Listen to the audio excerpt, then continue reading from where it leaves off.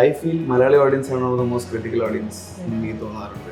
അല്ലേ, മറ്റേ ഇൻഡസ്ട്രി വെച്ച് നോക്കുമ്പോൾ മുറ ഒരു ഫസ്റ്റ് ടൈം ആണ് എന്ന് പറയുമ്പം പാറ്റേൺ മാറ്റി വെച്ച് മറ്റേ ഗാങ്സ്റ്റർ ഫിലിംസ് വെച്ച് നോക്കുമ്പോൾ ഐ ഫീൽ ഒരു യുണീക്ക് ഒരു ബ്രാൻഡ് ഉണ്ട്, ഒരു യുണീക്ക് ബ്രാൻഡിങ് ഉണ്ട്, യുണീക്ക് പാറ്റേൺ ഉണ്ട്. നമുക്ക് തന്നെ കിട്ടും ആ ഒരു ബ്രാൻഡ്സ്. ഓക്കെ, പോയി ഇടിച്ചോ എന്നുള്ളൊരു സാധനം ഓഡിയൻസിന് തന്നെ കിട്ടുന്നുണ്ട്. അത് ഓഡിയൻസിന്റെ കൂടെ തന്നെ ഇരുന്ന് കണ്ടപ്പോൾ അവരുടെ റെസ്പോൺസും കൂടെ കിട്ടിയപ്പോൾ ആ സാറ്റസ് നിങ്ങൾക്ക് എങ്ങനെ തോന്നിയത്? അടിപൊളി ഫീൽ ആയിരുന്നു, സെറ്റ് ഫീൽ ആയിരുന്നു. അതിനെ എലാബറേറ്റ് ചെയ്യാൻ പറ്റില്ല. അതൊരു മൊമെന്ററി ഫീൽ ആണ്. അതെ, ഭയങ്കര ഇഷ്ടപ്പെട്ടു. അത് കാണുമ്പോ തന്നെ ഇല്ലായിരിക്കും അവിടുന്ന് ആ ഒരു ഹൈ മ്യൂസിക്കിലും പീക്ക് ഉണ്ടല്ലേ, ഇങ്ങനെ നടന്ന എല്ലാവരും വരുവാണ്. അതെ അതെ അതെ, ഉറച്ചു നിൽക്കേണ്ട ആവശ്യമില്ല. You are be flexible. I think that's a smart way to be. അപ്പം പല ആൾക്കാരായിട്ട് കമ്മ്യൂണിക്കേറ്റ് ചെയ്യാനും പറ്റും.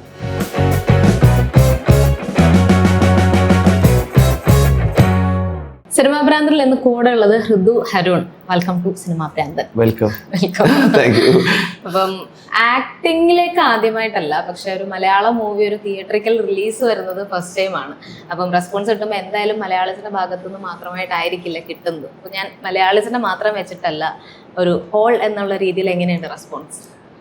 അടിപൊളിയാണ്, കിടിലൻ റെസ്പോൺസ് ആണ്. ഞാൻ റെസ്പോൺസ് ഓരോ ദിവസവും ഇങ്ങനെ ആൾക്കാരിങ്ങനെ കണ്ട് അപ്രീഷിയേറ്റ് ചെയ്ത് മെസ്സേജസ് ഒക്കെ ഇങ്ങനെ വായിക്കുമ്പോൾ ഭയങ്കര ഹാപ്പിയാണ്.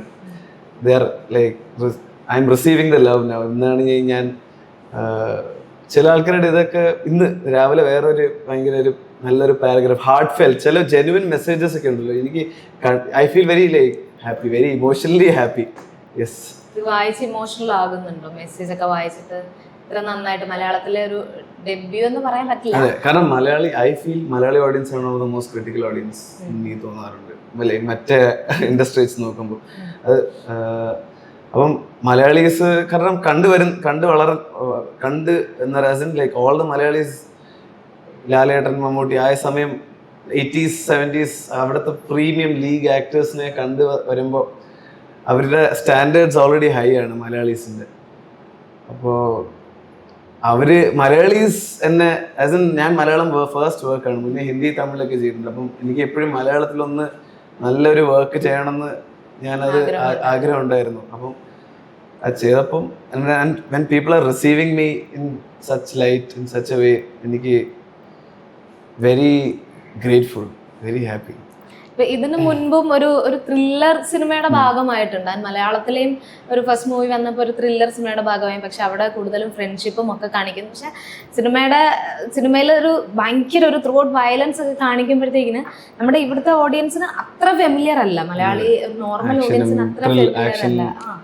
ഈ ഒരു ഫസ്റ്റ് ടൈമാണ് മുറ, അതും ആക്ഷൻ ഗാങ്സ്റ്ററിൽ ഒരു ഫസ്റ്റ് ടൈമറാണ് എന്ന് പറയുമ്പോൾ ഒരു fast paced at the same time raw എല്ലാം കാണിക്കുന്ന റോ ആൻഡ് റിയൽ പെർഫോമൻസ് നമ്മൾ മാക്സിമം ജെന്യുവൻ ആയിട്ട് വെക്കാൻ നമ്മൾ മാക്സിമം ട്രൈ ചെയ്തു. എല്ലാം കാസ്റ്റും വിത്ത് ഡയറക്ടർ ടെക്നിക്കലി അടിപൊളിയാണ്. I love the kudos. നമ്മുടെ ടെക്നിക്കൽ ടീം അടിപൊളിയായിട്ട് ചെയ്തിട്ടുണ്ട്. എല്ലാവരും പാച്ചിക്ക, ചമൻ, ക്രിസ്റ്റി, ഇവരെല്ലാവരും ആർട്ട് ഡയറക്ഷൻ എല്ലാവരും ഒരു ഫസ്റ്റ് ടൈമേഴ്സ് ഉണ്ടായിരുന്നു. ആർട്ട് ഡയറക്ടർ ഫസ്റ്റ് ടൈം ആയിരുന്നു, ക്രിസ്റ്റി ഫസ്റ്റ് ടൈം ആയിരുന്നു, നമ്മുടെ മ്യൂസിക് ഡയറക്ടർ, പ്രോഗ്രാമർ ആയിരുന്നു ജെയ്ക്സ് ബിജോയുടെ ക്രിസ്റ്റി. അപ്പം എല്ലാവരുടെയും പക്ഷെ ഞാൻ ട്രാക്ക് മാറിപ്പോയി. എവിടെയായിരുന്നു? ലാംഗ്വേജ് പ്രശ്നമല്ല, ഞാൻ മിക്സ് ചെയ്ത് സംസാരിച്ചോളാം. പക്ഷെ എനിക്ക് ട്രാക്ക് മാറിപ്പോയി.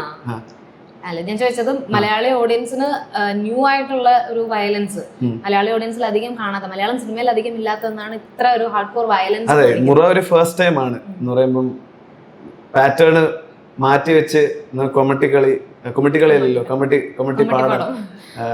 പാടം മറ്റേ ഗാങ്സ്റ്റർ ഫിലിംസ് വെച്ച് നോക്കുമ്പോൾ ഐ ഫീൽ ഒരു യുണീക്ക് ഒരു ബ്രാൻഡ് ഉണ്ട്, ഒരു യുണീക്ക് ബ്രാൻഡിങ് ഉണ്ട്, യുണീക്ക് പാറ്റേൺ ഉണ്ട് ഇതിന്. കട്ടായാലും പെർഫോമൻസിലും ഐ ഫീൽ ഇറ്റ്. യെസ്. ഇപ്പം സുരാജ് ഏട്ടൻ ഇന്റർവ്യൂവിൽ പറഞ്ഞിരുന്നു, നിങ്ങളെ ഫസ്റ്റ് ടൈം കാണുന്ന ടൈമിൽ ഫൈറ്റ് സീക്വൻസ് ഒക്കെ നിങ്ങൾ ട്രൈ ചെയ്യുന്നുണ്ട്, അതിൻ്റെ ഒരു പ്രാക്ടീസ് ടൈമിലായിരുന്നു എന്നൊക്കെ.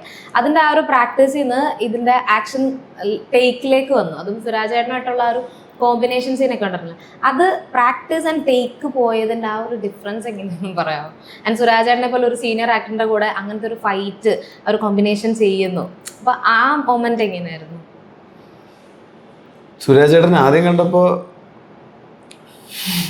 എന്ന് പറയുമ്പം സുരാജ് ചേട്ടൻ കുഞ്ഞുമുല്ലേ കാണുന്ന ഒരു ആക്ടറാണല്ലോ. അപ്പോൾ ആദ്യം കണ്ടപ്പോൾ ആദ്യം നമ്മൾ സംസാരിച്ചിട്ട് ഇങ്ങനെയൊക്കെ ഉണ്ടായിരുന്നു. സെക്കൻഡ് തേർഡ് ഡേ ആയപ്പോഴാണ് പുള്ളി കോമഡിയൊക്കെ അടിച്ചതെന്ന് നമ്മളെല്ലാവരും കംഫർട്ടബിൾ ആയത്. പുള്ളിയും കംഫർട്ടബിൾ ആയി, നമ്മളും കംഫർട്ടബിൾ ആയി. പുള്ളിയുടെ അങ്ങനെ ആക്ഷൻ സീൻസ് പുള്ളി ഇല്ലായിരുന്നു. പുള്ളി പെർഫോമൻസ് സീൻസിലുള്ള ഉണ്ടായിരുന്നു. നമ്മൾ ആക്ഷൻ സീൻസ് നമ്മൾ ചെയ്തപ്പോൾ ഒരു 10 ദിവസം വർക്ക്ഷോപ്പ് ഉണ്ടായിരുന്നു. അതിൽ അവസാനത്തെ 2 days ആയിരുന്നു ആക്ഷന് വേണ്ടി വെച്ചത്. പയ്യന്മാർക്ക് ആക്ഷൻ പ്രാക്ടീസ് ഒന്നുമില്ലല്ലോ. ഞാൻ മുന്നേ തക്സ് ചെയ്തപ്പോൾ എനിക്ക് ആക്ഷൻ കുറച്ച് പ്രാക്ടീസ് ഞാൻ ചെയ്തിട്ടുണ്ട്. പക്ഷെ ഇതിനെ തക്സിനെയും കാട്ടി വർക്ക് ഉണ്ടായിരുന്നു. കാരണം കുറച്ച് റിയൽ റോ തക്സിൽ നമുക്ക് ആക്ഷൻ നല്ല പരിപാടി ഉണ്ടായിരുന്നു. പക്ഷെ ഇതിൽ 3 ദിവസം കണ്ടിന്യൂസ്ലി ആയി പൊടിയും ഫുൾ ലൈവ് ഫോറസ്റ്റിലും പൊടിയുള്ള സ്ഥലത്തും അവിടെ ഗോഡൗണിലൊക്കെ ആയിരുന്നു ഷൂട്ട് ആക്ഷൻ സീൻസ് വെച്ചത്. അപ്പം ഈ പൊടി നമ്മൾ ആയ സമയത്ത് സുരാജ് ചേട്ടൻ പറയുന്നുണ്ട്, ഇത് മാസ്ക് ഒക്കെ ഇട്ട് നടക്കട. ആ സമയത്ത് നമ്മൾ ജസ്റ്റ് കയറുന്ന അപ്പോൾ നമുക്കായി സീൻ എങ്ങനെയെങ്കിലും നന്നായിട്ട് കിട്ടിയാൽ മതി. അപ്പോൾ നമ്മൾ ഇതൊന്നും ആലോചിക്കില്ല. സുരാജ് ചേട്ടനാണെങ്കിൽ ഓരോ സീൻ കഴിഞ്ഞ് കാറിൽ പോയി മാസ്ക് കിട്ടിയിട്ട് നമ്മൾ പക്ഷെ നമ്മൾ പിന്നെ എനിക്ക് പനി അടിച്ചിട്ടാണ് ഞാൻ അറിഞ്ഞത്, ഓക്കെ ഇത് സുരാജ് ചേട്ടന് എക്സ്പീരിയൻസ് ഉണ്ട്. മുന്നേ പുള്ളിയും പൊടിയുള്ള സ്ഥലത്തും നല്ല എവിടെയൊക്കെ ആലോചിക്കാതെ കയറി പൊടി കയറി അലമ്പായതാണ്. അപ്പം നമ്മൾ ആ സീനിൽ ചെയ്തുകൊണ്ടിരുന്നപ്പം ഫുൾ ആക്ഷൻ ചെയ്യുക, നമ്മൾ വെള്ളം മാത്രം കുടിക്കത്തുള്ളൂ. അല്ലാതെ സീൻ നമ്മൾ ഫുൾ കാസ്റ്റായിട്ട് ആക്ഷൻ ചെയ്യാൻ നമ്മളവിടെ നിൽക്കും. ആക്ഷൻ ഇത് ഷൂട്ടിംഗ് സമയത്ത് വർക്ക്ഷോപ്പിൽ നമ്മൾ കുറച്ച് പ്രാക്ടീസ് ഉണ്ടായിരുന്നു. ഷൂട്ടിംഗ് സമയത്ത് ഓരോ ആക്ഷൻ കഴിഞ്ഞിട്ട് നമ്മൾ ഈ സ്റ്റണ്ട് അസിസ്റ്റൻസ് ഉണ്ടല്ലോ, ഓരോ ആൾക്കാരായിട്ട് നമ്മൾ പോകും. ഓരോ കാസ്റ്റ് മെമ്പർ ഓരോരാളായിട്ട് ജോയിൻ ചെയ്ത് പോയിട്ട് പ്രാക്ടീസ് ചെയ്യും. നമ്മൾ അടുത്ത് വരാൻ പോകുന്ന സ്റ്റണ്ട് സീക്വൻസ് എന്നിട്ട് വീണ്ടും ഷൂട്ട്. അപ്പോൾ നമ്മൾ ബ്രേക്ക് ഒന്നും ഇല്ല പ്രത്യേകിച്ച്. നമ്മൾ ലഞ്ചിനും മോർണിംഗിനും ഒക്കെ ബ്രേക്ക് ഉള്ളൂ. അല്ലാതെ നമ്മൾ ഈ ആക്ഷൻ സീൻസും ടൈമിങ് കിട്ടാൻ ഭയങ്കര, കാരണം നമ്മൾ കൂടെ ഫൈറ്റ് ചെയ്യുന്ന ആൾക്കാർ മറ്റാൾക്കാരും ആക്ഷനിൽ പ്രാക്ടീസ് അല്ല. ചിലപ്പോൾ ജൂനിയർ ആർട്ടിസ്റ്റ് ആയിരിക്കാം, മാർഷൽ ആർട്സിൽ ഒന്നിനും പ്രാക്ടീസ് ഇല്ലാത്ത, സ്റ്റൺസിൽ ഒന്നിനും പ്രാക്ടീസ് ഇല്ലാത്ത ആൾക്കാരായിരിക്കും. അപ്പം ഈ സ്റ്റൺസിൽ നമ്മുടെ മുറയിൽ അങ്ങനെ ആർക്കും പ്രാക്ടീസ് ഇല്ലായിരുന്നു. ഈ സ്റ്റൺസ് നമ്മൾ പഠിപ്പിക്കാൻ വന്ന ആൾക്കാർക്ക് മാത്രമേ കുറച്ച് പ്രാക്ടീസ് ഉള്ളൂ. നമ്മൾ ഓരോ സമയത്ത് നമ്മൾ ഇവരായിട്ട് ഇതിന് പോവും, പ്രാക്ടീസ് ചെയ്യാൻ പോകും. ഫൈറ്റ്സ് ഒക്കെ പെട്ടെന്ന് ക്യാച്ചപ്പ് ചെയ്യാൻ പറ്റുന്നുണ്ടായിരുന്നു. എനിക്ക് കുഴപ്പമില്ലാതെ നേരത്തെ ചെയ്ത് പെട്ടെന്ന് കുറെ ചില ലോങ് സീക്വൻസ് ഉണ്ടായിരുന്നു. ആസ് എൻ ഇങ്ങനെ കുനിഞ്ഞു പോയി കാലിൽ നിന്ന് ഇങ്ങനെ അത് പഠിച്ച് ചെയ്യണം. അത് കുറച്ച് സമയം എടുക്കും. ആസ് എൻ ടെക്നീക്ക് ഇവർ പറയുന്നത്. അപ്പോൾ ഒരു ടേക്കിലേക്ക് കിട്ടാൻ എന്ന് പറയുമ്പം ഇതിൽ ഫോറസ്റ്റ് ഫൈറ്റിൽ തന്നെ ഞാൻ ഇങ്ങനെ പോയി ഇങ്ങനെ, അപ്പോൾ അത് ഞാൻ മുന്നേ ചെയ്തിട്ടില്ല. അതൊരു ലോക്ക് ഇടുന്ന ഒരു ടെക്നീക്കാണ്. കാലിൽ കൂടെ പോയി കാലി പിടിച്ചിട്ട് മലത്തി ഇട്ടിട്ട് ഇങ്ങനെ അതിൻ്റെ മേളി വന്നിട്ട് ഇങ്ങനെ പിടിക്കുന്നത്. അപ്പോൾ അത് ആദ്യം വന്നപ്പോൾ ചെയ്ത് മസിൽ മെമ്മറി കയറി. പിന്നെ അങ്ങനെയൊക്കെ ടെക്നിക്സ് 2-3 ഭാഗത്ത് അങ്ങനെ ടെക്നിക്സ് പഠിച്ച് ചെയ്യേണ്ട സീൻസ് ഉണ്ടായിരുന്നു. അല്ലാതെ നമ്മൾ ഫുൾ പവറിൽ നിൽക്കുന്നത്. അപ്പോൾ ഈ ഒരുപാട് നാള് ഇപ്പൊ വർക്ക്ഷോപ്പ് ഉണ്ടായിരുന്നു, ഈ ഫൈറ്റ്സിന്റെ പ്രാക്ടീസ്, ഇതൊക്കെ സ്ക്രീനിൽ കാണുമ്പോൾ നമ്മൾ പെട്ടെന്ന് പോകുന്നുണ്ടല്ലോ.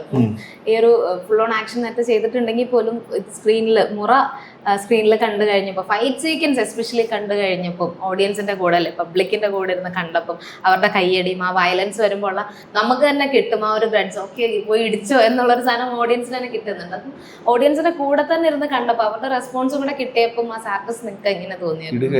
അടിപൊളി ഫീലായിരുന്നു, സെറ്റ് ഫീലായിരുന്നു. അത് വനിതയിലൊക്കെ 2-3 ഷോയിൽ ചില സ്ക്രീൻസിൽ പോയപ്പോൾ നമ്മൾ വിസിറ്റ് നമ്മൾ ഇടയ്ക്ക് നമ്മൾ ടീമായിട്ട് വിസിറ്റ് ചെയ്തു, തിയേറ്റർ വിസിറ്റ് കുറേ അവസാനം പോകും.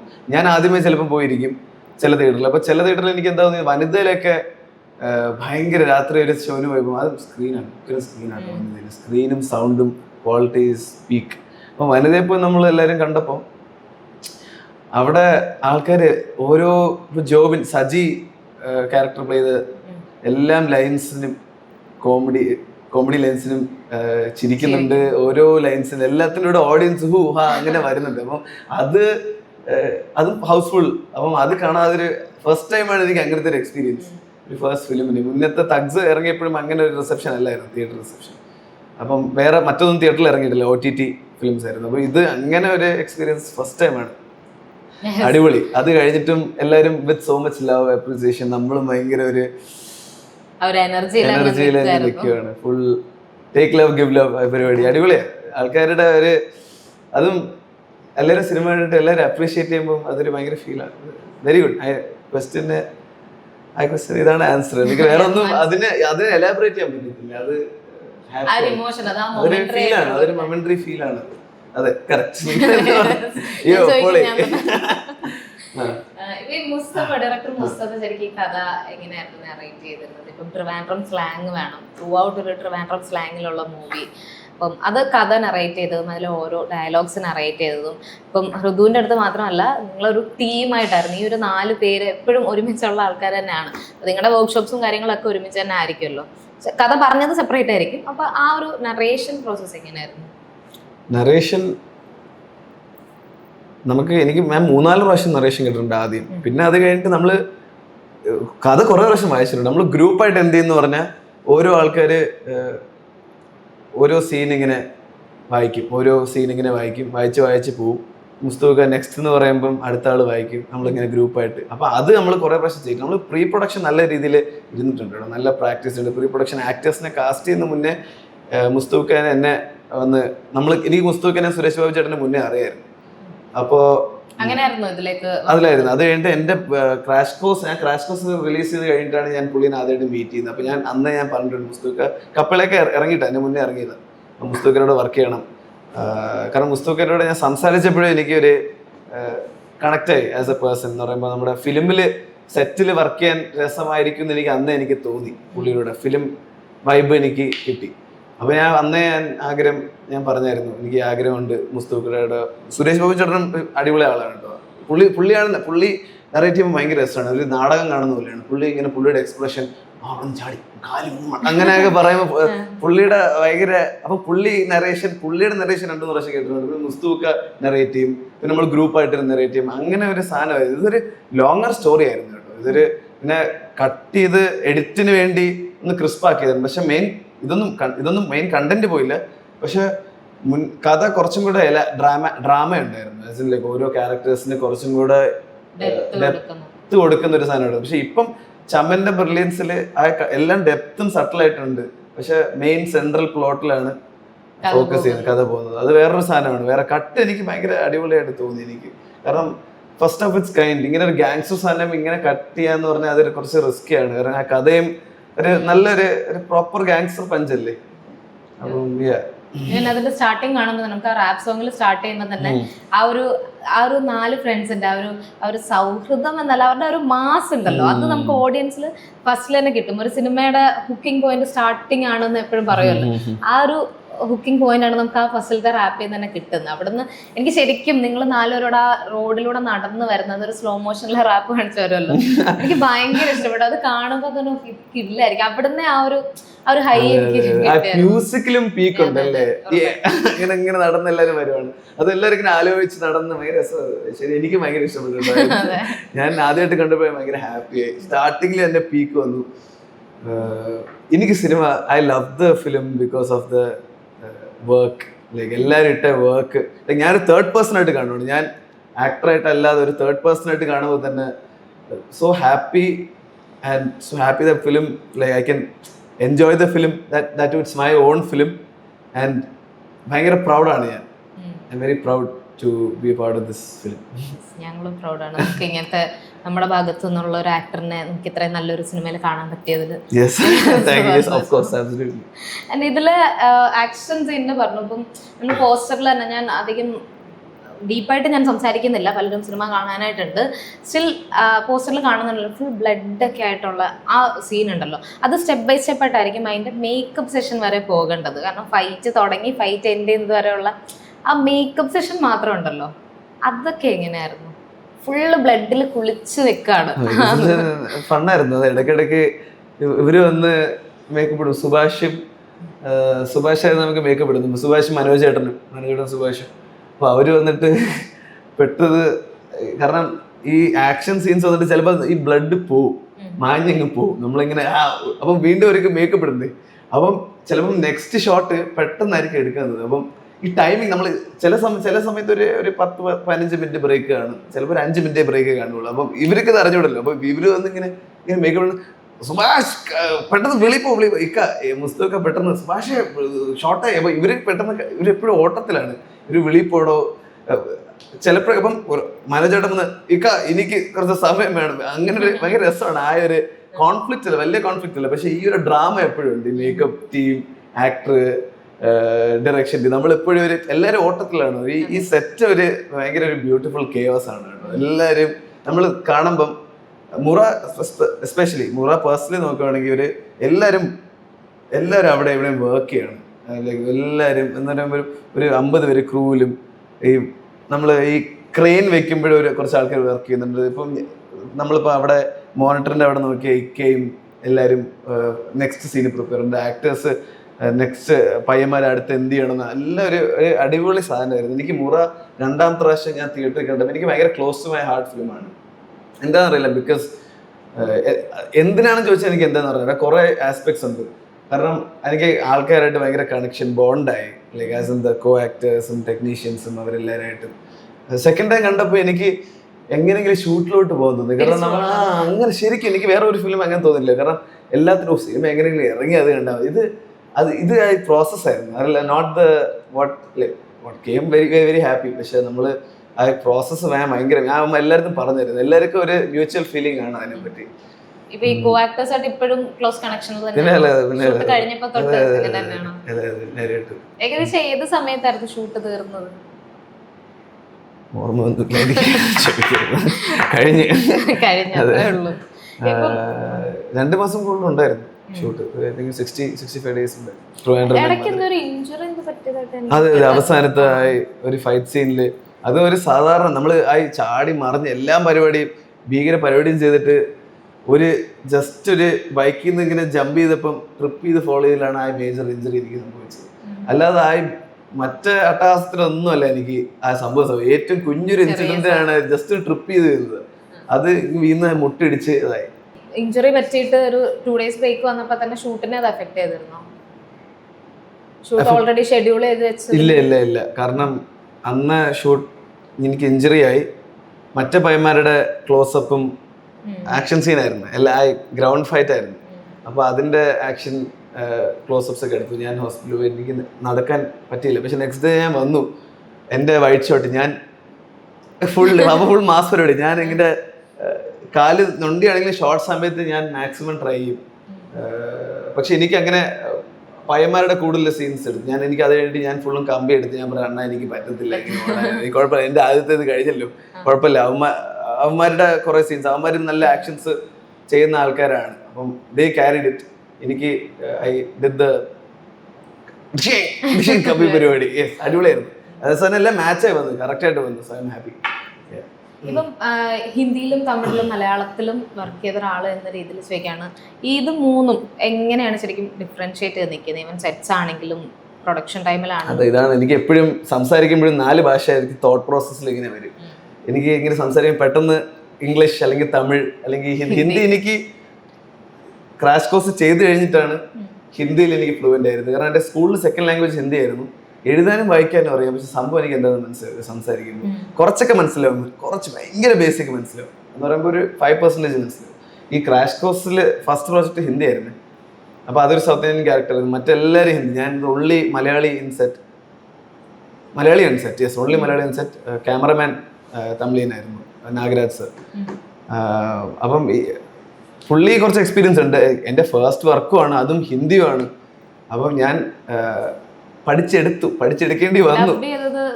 സിംഗ് സൗണ്ട് ആയിരുന്നു ക്രാഷ് കോഴ്സ്.